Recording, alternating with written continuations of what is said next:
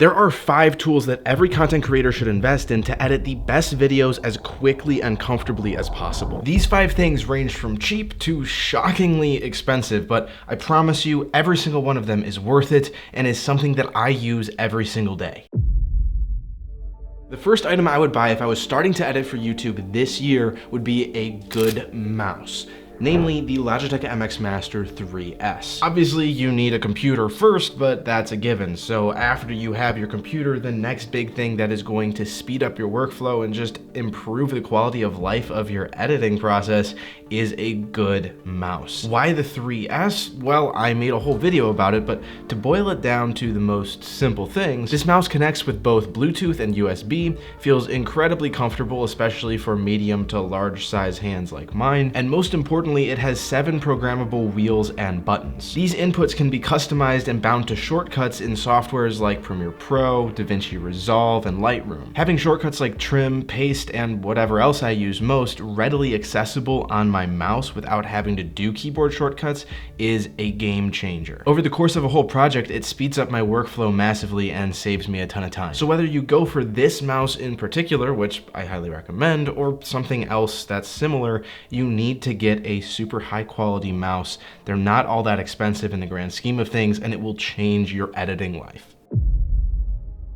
However, the editing process might be really frustrating if you don't have this next thing, which is DaVinci Resolve Studio. This is my main editing software and it has been for years. I always recommend DaVinci Resolve to beginners because you can start totally for free and their free software is really good, and then you're able to upgrade to the Studio version later. Resolve Studio costs around $300, which is within the same ballpark as a 1-year subscription to Adobe Premiere Pro, which is about $23 per month. But the great thing about DaVinci is once you've bought the license to use the software, you'll never have to pay again. It's not that recurring subscription model that Adobe uses that everybody hates. So the question is, why is the Studio version worth the upgrade? Well, of course, it gives you access to more advanced tools like their transcription editing and their AI features like noise reduction and music trim, but the most impactful thing that it does is it enables multi-GPU processing. Put simply, this will allow you to use the full power of your computer to playback, edit, and process your videos. This is absolutely necessary if you want your editing to be efficient and not put your head through a wall because of slow loading speeds or processing speeds while you're editing 4K, 8K footage. The free version of Resolve is still great to learn on, but I recommend that you upgrade to the Studio version, particularly for that processing bump, as soon as possible. Tool number 3 might be the most important one that I have on this list, but I have to warn you, it's kind of boring. That is SSDs and their software. Video editors like us go through a ton of storage, and it's really important to have all of those video files in a safe place and have them be quickly accessible for editing and for moving just large files around. The hard drives that I use are Samsung T7 Shield SSDs. I've got a couple of 4TB ones and a couple of 2TB ones. They're impact and weather resistant, super fast, and nice and small. You can start with one if you want and just do your storage and editing off of that, but I highly recommend you get 2, and here's why. Solid state drives, while more durable and faster than disk drives, also just have this weird susceptibility to randomly failing. It doesn't happen all the time, it's really rare, but this would be an absolutely catastrophic event for a video editor. So what I did is I bought 2 of them. The first one is just a standard drive that I work off of like normal,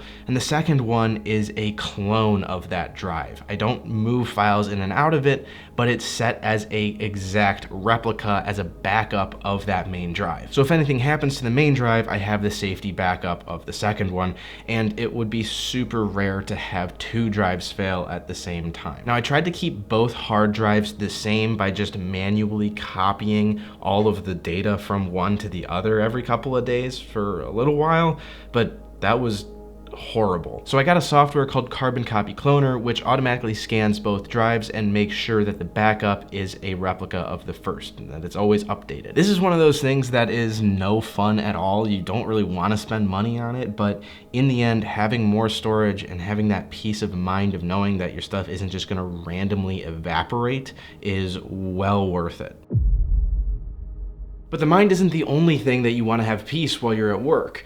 Being a creator is a ton of fun, but in many ways it's still a desk job. I spend so much time sitting on my butt, which is why I finally invested in a good chair. This is another one of those purchases that may seem way too expensive, but I promise you, you're not gonna regret it. What I use right now is a Herman Miller Aeron chair. This thing is super comfortable. I can adjust the lumbar support, recline angle, arm height, and basically anything else possible with the chair. And it's also very breathable, so I don't get all sweaty after sitting editing for a while. Now, before you go thinking that I spent $1,000 on this chair, I did not. The thing with these is that they're built so well that you're really not giving up much when you buy secondhand. They're made to last for decades. The magical land of Facebook Marketplace is absolutely perfect for buying stuff like this, because a lot of companies, when they go out of business, they've bought these chairs and then they go out and sell them, and it's way less expensive than buying a new one. I got mine for around $400,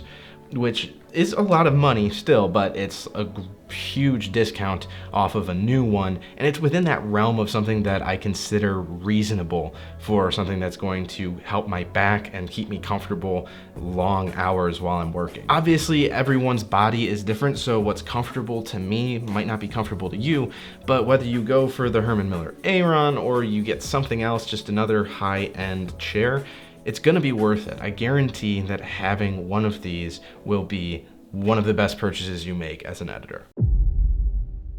Lastly, this final tool is one of my favorites because it has the most direct impact on the finished video that you're creating, and that is a high-quality music licensing service like Epidemic Sound or an asset service like Artlist. We all want awesome music to go along with our video, but the problem is you can't just use any music. You'll run into copyright problems. Both the services I just mentioned, Epidemic and Artlist, are a great way to access high-quality music and creative assets while having a license to use them, so you don't have to worry about any legal issues. If all you want is the best music and sound effects, then I recommend you go for Epidemic Sound because they have the highest quantity and quality out of anything I've listened to, and they have a ton of extra tools like track length customization and dedicated sound design plugins that no other company in the space has. However, if you want more assets like AI video, photo, or voiceovers, or you want footage or LUTs or templates,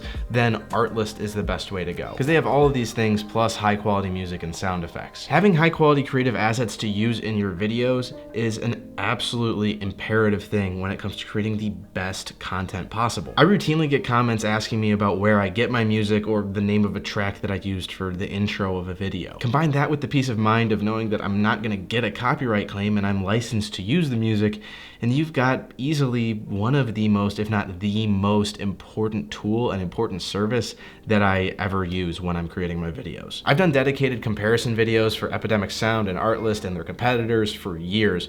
So if you want to go on a deep dive into that and see which one might be right for you, you should watch this video up over here.